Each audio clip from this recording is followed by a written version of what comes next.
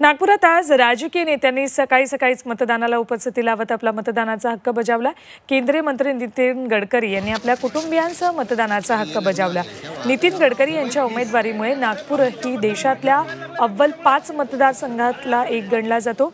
नागपूर मतदारसंघाकडे देशाचं लक्ष आहे, तर सरसंघचालक मोहन भागवत यांनीही आपला मतदानाचा हक्क बजावला। देशाच्या विकासासाठी मतदान महत्त्वाचं असल्याचं मत त्यांनी यावेळी व्यक्त केलं।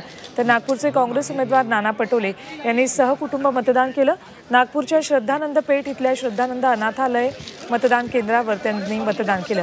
ईव्हीएम मशीन्समध्ये बिघाड होत असल्याने निवडणूक आयोगावर नाराजी व्यक्त केली। माझ्या संपूर्ण कुटुंबाने नागपुरात मतदान केले, त्यामुळे मी बाहेरचा कसा असाही टोला यावेळी पटोलेंनी मारला।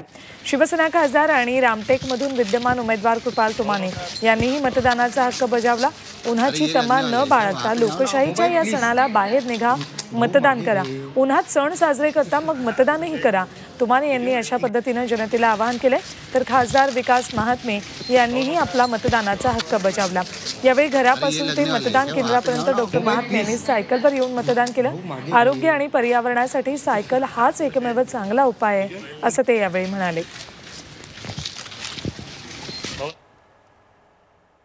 देशातल्या जगातल्या सगळ्यात मोठी लोकशाही असणारा आपला भारत देश आहे आणि हा लोकशाहीचा सगळ्यात मोठा उत्सव म्हणजे ही निवडणूक आहे। या निवडणुकीमध्ये आपण सगळ्यांनी आपला मतदानाचा अधिकार बजावावा अशी माझी आपल्या सगळ्यांना विनंती आहे। आणि मला आनंद आहे की आज सकाळपासून एवढ्या मोठ्या संख्येने लोक लाईन लावून मतदान केंद्रावर उभे आहे।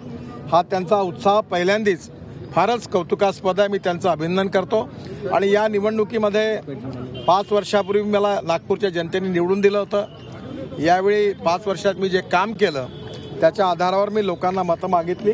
लोकांचं खूप मोठं समर्थन मिळालं, कार्यकर्त्यांनी परिश्रम केले। त्या सर्व जनतेच्या पाठिंब्याच्या भरोशावर मी निश्चित मागच्या वेळेपेक्षा जास्त मार्जिनने विजय होईल असा मला विश्वास आहे। सगळ्यांनीच या उत्सवामध्ये सहभागी झालं पाहिजे, कारण की 5 वर्ष आपण जे सरकार तयार करतो त्या सरकारचं आपल्यासाठी जे दायित्व असतं ते आपल्या मतदानाच्या रूपाने त्यांच्यावर जे ऋण आपल्याला द्यायचं असते ते आणि त्या 5 वर्ष त्यांना फेडायचं जो जबाबदारी असते ती फेडली पाहिजे।